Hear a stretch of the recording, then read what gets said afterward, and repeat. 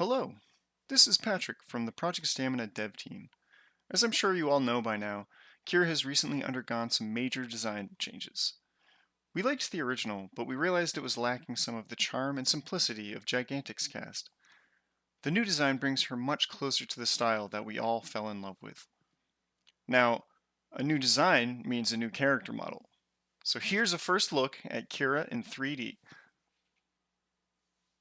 It isn't finished yet, but it's certainly a major improvement from the first version. Here's a reminder of what that looked like. Yeah, it was never finished either, but let's just get back to the new model. She's currently missing the gauntlet for her left arm, but there are a few other things to note. The model has a much more streamlined appearance overall, including simpler clothing with a much sleeker design, fewer but more prominent details and accessories, and a stronger silhouette. When she was first designed, the visual themes for the factions were not fully developed.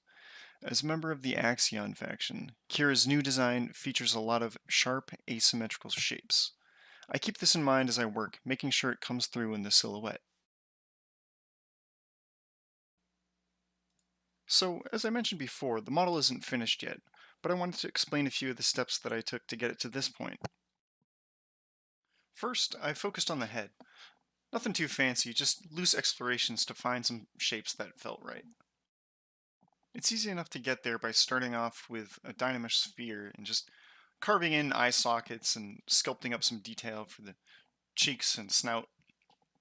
Those are some real prominent parts of Kira's face, so I wanted to get those blocked in as soon as possible. Before getting too far along, I like to get some eyeballs in there. I find that giving it a shiny material and some color really helps me define the surrounding area, the brow ridge, and just the rest of the face. Her ears are some of her biggest features, so I get them started before doing any more work on the face. It's important to see their shape and size in relation to the rest of her features. As you can see, the sculpt is quite messy at this point. I simply carve into the geometry to form the cavity of the ear and then pull the surfaces around. I focus on making sure to keep that angular movement made by the ears when looking at the head from several different angles. I'm not worried at all about topology or smooth surfaces yet because there are plenty of ways to clean up the model later on. It's much more important to focus on the general forms of the sculpt and not worry about the details. Adding detail too early can sometimes limit your creativity, because you might get attached to a certain area and not want to change it. Nothing should be precious at this stage, which is something I certainly struggle with sometimes. But I like to think if I've done it once, I can do it again better the second time. Here, I've duplicated the eyes and deleted the bottom half so I can use them for the upper eyelids. I can easily extrude the faces out to give them thickness by using the Z Modeler tool, which automatically creates some nice polygroups. By creasing the edges along the polygroup borders, I can give a slightly sharper edge to the eyelids. Okay, with some more time spent refining the shapes and a few extra details like the nose and eyelashes, this demo would end up just like the original head I created, shown here. Next, I made a very simple body. All I care about here are the proportions. You only see a small part of her legs and her upper left arm in the end, so any extra details would be covered up by clothing anyway. Other than that, I added her eye patch and hair. The eye patch is pretty simple. The knot back here is just a bunch of simple loops shoved together. For the hair, I mainly used a custom brush made by Dylan Ekren. It's available online for free, so if you search for DE hair tubes on Google, it should be one of the first links. It's a great tool. You simply draw out a curve, and it creates this nice tube with a crease down the middle. Depending on your brush settings, you might have to reverse the direction of the curve, like I do here. This graph controls the thickness of the tube along the curve, so we can give it a little variance by placing another point, then clicking the curve to update it.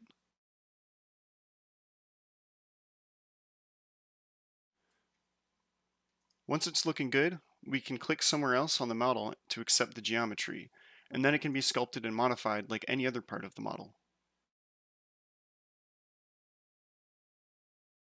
As I began blocking in the clothing, I decided to add polypaint to help visualize the final product. Certain materials make it more difficult to see the subtle details on the surfaces, however, so I make sure to hide the polypaint often as I sculpt. The most notable article of Keira's clothing is her coat, so I started there. I added another sphere primitive and pulled the geometry around until it resembled the main part of the coat. One thing to note, as a 3D artist, you have to accept that everything will look terrible at first. Like, look how dumb this blob is at the moment. Just have faith in your abilities and keep going until it starts looking good. To give the coat that sharp angle to one side, I turned off the symmetry settings and used the trim curve brush to cut off the bottom. I continued modifying the shape to make it more appealing. However, this piece was only meant to serve as a template for the final model. I exported it and brought it into Maya so I could build a mesh with much better topology.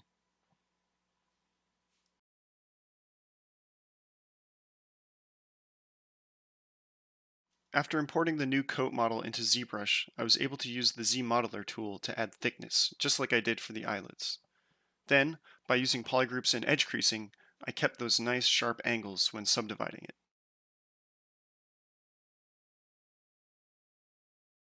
You can see here that Keira's shorts and stocking are form-fitting. There are several methods to approach form-fitting clothes, but what I like to do is duplicate the body mesh and delete the polygons I don't want as part of the clothing. That's precisely what I did in this case. I deleted polygons from the waist up, her right leg, and the part of her left leg between the shorts and stocking. Then, using the Z-Modeler tool again, I extruded the new mesh to give it thickness. I also scaled the new faces down in order to bevel the ends a little. It looks much nicer than a 90-degree angle, and there are some technical benefits when it comes to the texturing phase.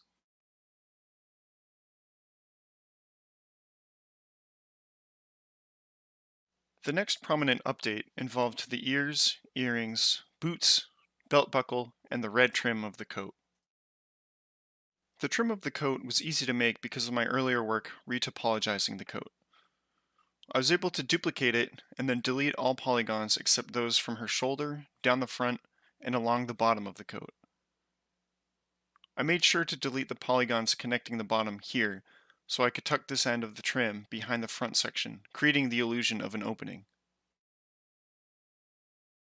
The rest of these updates were made primarily within Maya. The belt buckles made a very simple geometry, nothing too noteworthy. The same goes for the earrings. They started off as torus primitives that I lightly modified. The ears, however, had a lot more work go into them. I retopologized the ear and included some extra geometry for the three ridges inside. Then, using the retopologized ear, I sculpted the damaged ear in ZBrush. Finally, I reworked the topology of the damaged ear in Maya. I imported all these models into ZBrush, where I subdivided them and added polypaint. Once again, using polygroups and creased edges allowed me to have great control over these models. The boots were also made mostly in Maya. However, much like the shorts, I started off by duplicating the body mesh in ZBrush, deleting all polygons but the lower legs, and widening the top.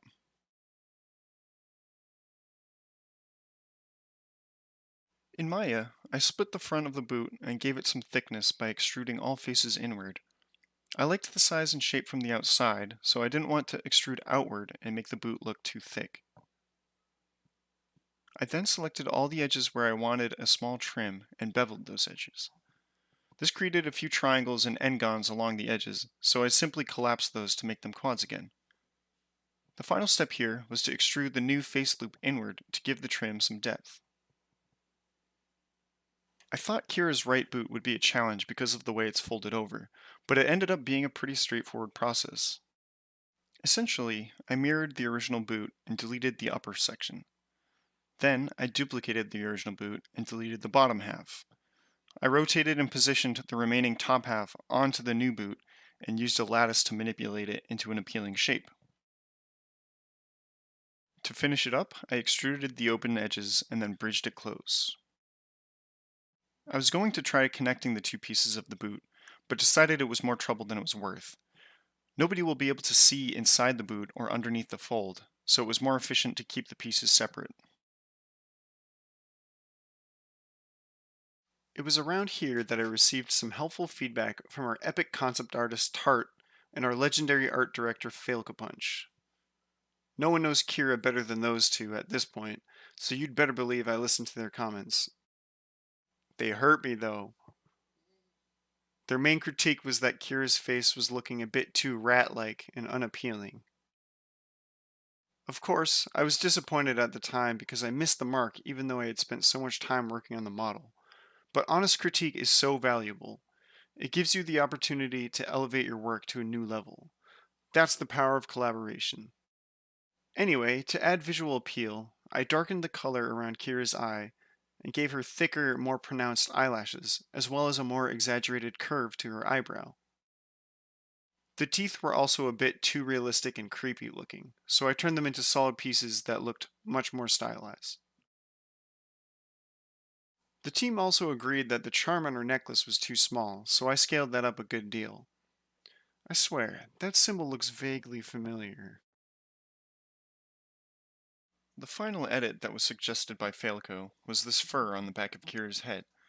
It's a nice little detail that just makes her head shape a bit more interesting.